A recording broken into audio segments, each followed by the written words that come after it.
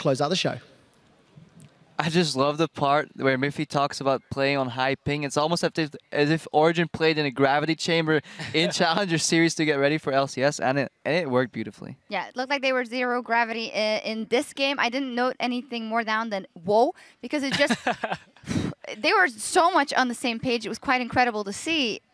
Just in general. Yeah, I mean, Origin, Mithy said it didn't feel like they mechanically outplayed, but every single trade the Wolves wanted, there was always a Kalista ult or a Thresh Lantern or just something that Origin always had the number for Copenhagen Wolves. Yeah, and when it's not necessarily mechanically, it's because they already know what's going to happen, right? Yeah, for them it doesn't feel like flashing that bind offensively is a mechanical outplay because it's so standard. They've done this before. They're so well practiced. They're such a well-oiled machine, and then everything...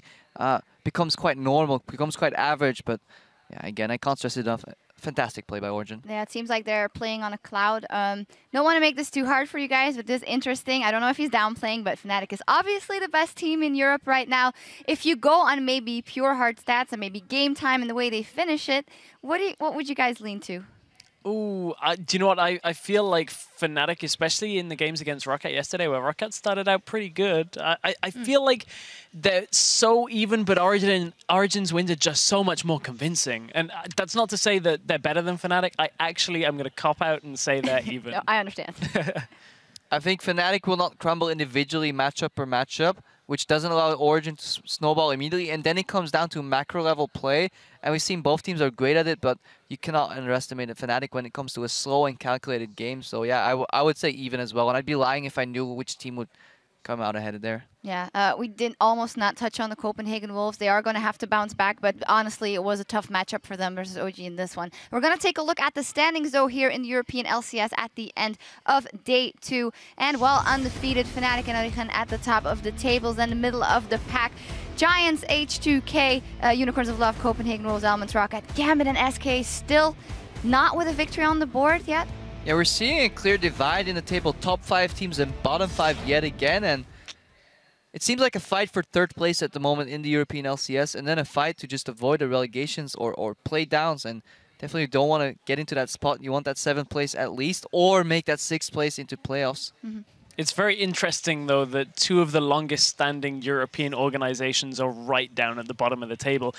This is where you have to dig deep as an organization like that and just seriously look at what's not working and try and fix it. They have the resources to do it. They just need to implement this game plan before it gets too late in the season. Yeah, definitely to work on that and see what they can do for the next weeks. Now, helping the Unicorns stay tied for the number 3 spot today was VODS, who earned a total of 7 kills, 9 assists, and 434 CS against Rocket. That adds up to a total of almost 31 points, making him today Fantasy LCS leader. VODS racking up the points, and well, it's sometimes hard to shine in a team where there's a lot of big damage dealers, but good on him. It was a pretty long game, though. It was quite a long game, but you know, there was a lot of CS taken by everybody in that game. So I'm actually, I don't want to say I'm surprised by it being VODS, but certainly after some of yesterday's high-scoring games, 31 seems a little bit lower than I was expecting. Yeah. Well, Origin just decided they didn't need more fantasy points. They want, it was getting late here in Europe. They just want to get home early, rest up well, and get ready for next week. So they didn't grind out the game like they did yesterday. Clean, swift finish. You heard it from Stress VODS, you know, ramp up your game and get a little bit better at bowling while you're at it as well. And VODS wasn't the only one putting on their carry pants this week. We've chosen 5 OP players to highlight after doing more than their fair share in their team's last 2 games. We have 5 people that we particularly had an eye on. Starting off with Nils there. It's very hard, right? This team is at the top of the tables. There's a lot of people that have done a lot, but definitely his progression yesterday, fantasy leader, MVP last week, and another breakthrough performance here this week.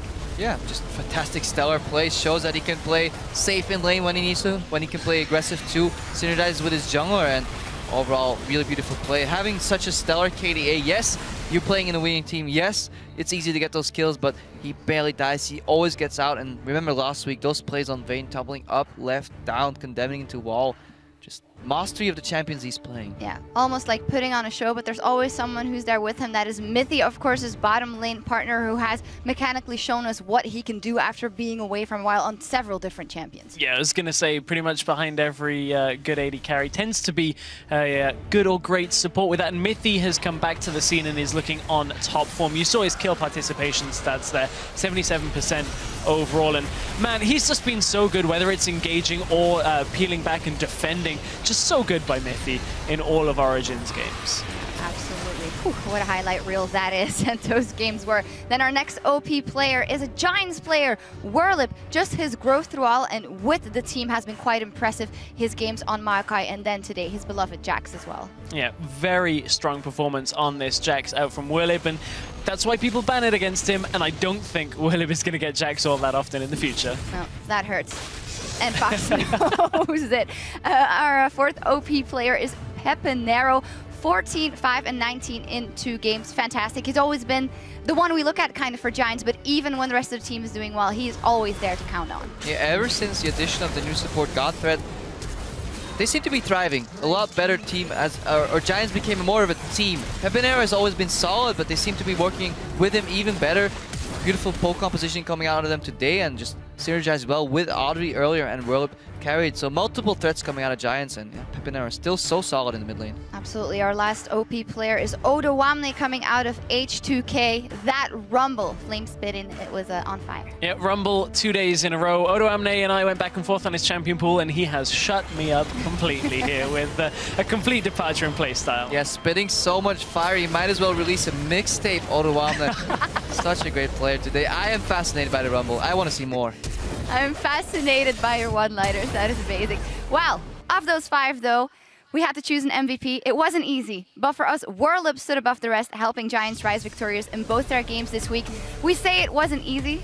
He had a KDA of 11.3, dealing 72% of his team's damage. We could have given it to Odawamne as well, but we see it in the context of the team as a whole. Yeah, definitely Odawamne close second. Just want to say that Odawamne apparently in Romanian means "oh God," and rightfully chosen so. But Whirlip, fantastic performance. I just like that he's pulling so much attention, and that yet again allows Pepinero to shine in that Giants team, allows Audrey to get some breathing room, work together with their support, and I really want to see more of Giants, see what they can do, and if Whirlip can continue this trend. Yeah. He had a good week now, hopefully next week too.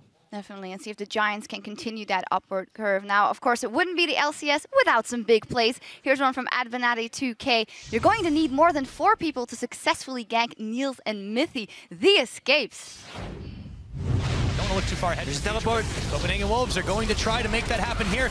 Ash Arrow comes out, but Youngbuck on the teleport locks up Niels. Airwax is going to try to get at least something, but the face call back. No one dies on Origin. Not today. And look at the coach, the Duck smiling and says, yes, that's why I picked Kalista Thresh for my bot lane, because they get out a 4-man gang squad. Crepo, you said that's become standard for Origin. Plays like that, 2 versus 4, if that's standard for Origin, I want to see what's exceptional. Oh man, week 4. Week 4, we keep building it up. One of those teams is going to drop a game, and it's still going to be epic, though. Our second tweet is from @OllieGWard. Gambit play volleyball with Reckless. The hit by Diamond Prax, followed by the pass from Gosu, and dunked by Forgiven. Here is your LCS big play of the day. Find it on set. He's got that Seraph's Embrace upgraded. Dragon. Fox going in, Reckless hiding in plain sight, gets caught, double knockup. Forgiven with the dunk. Let's see that again. Reckless going in body slam. Almost wears off. Nope. Cast comes in. Almost wears off. Flash from Edward. From Gosu Pepper now. Really want to highlight just that little nudge. On the hunt. You should be a basketball commentator. That was quite impressive. Hey, last week you called me overrated. Now you're coming back with the compliments. I never do. I always have compliments for you. Anyway, with things wrapping up here in Berlin, it's time to look ahead to our next set of games, which pick up next Thursday as Origen faces the Unicorns of Love. We have Rocket versus Giants in there, SK versus H2K, Fnatic Elements.